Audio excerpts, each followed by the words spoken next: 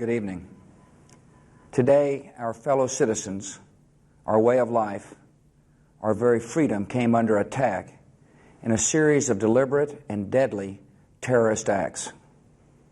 The victims were in airplanes or in their offices, secretaries, businessmen and women, military and federal workers, moms and dads, friends and neighbors. Thousands of lives were suddenly ended by evil, despicable acts of terror.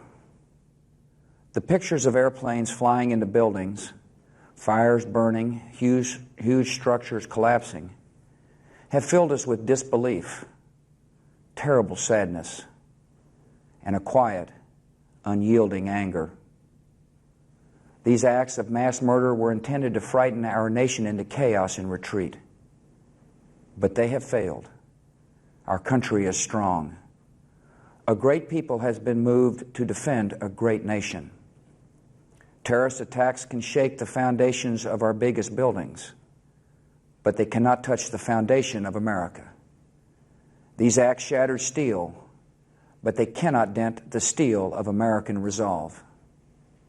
America was targeted for attack because we're the brightest beacon for freedom and opportunity in the world, and no one will keep that light from shining.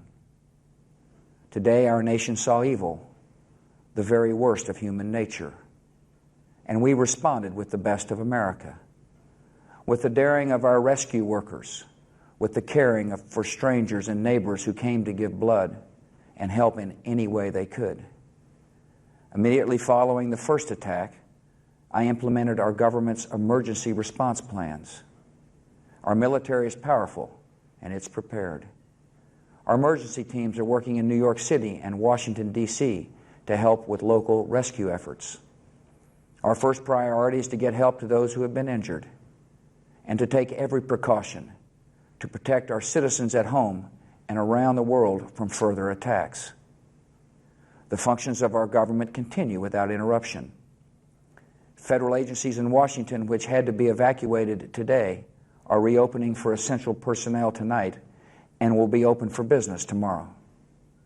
Our financial institutions remain strong, and the American economy will be open for business as well. The search is underway for those who are behind these evil acts. I've directed the full resources of our intelligence and law enforcement communities to find those responsible and to bring them to justice. We will make no distinction between the terrorists who committed these acts and those who harbor them.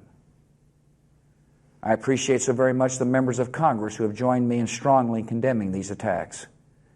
And on behalf of the American people, I thank the many world leaders who have called to offer their condolences and assistance.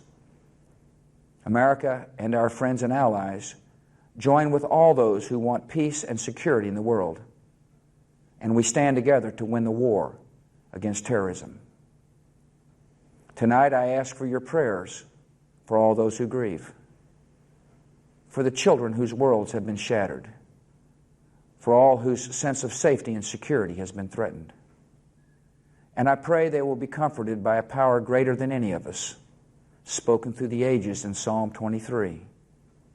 Even though I walk through the valley of the shadow of death, I fear no evil, for you are with me. This is a day when all Americans from every walk of life unite in our resolve for justice and peace. America has stood down enemies before, and we will do so this time.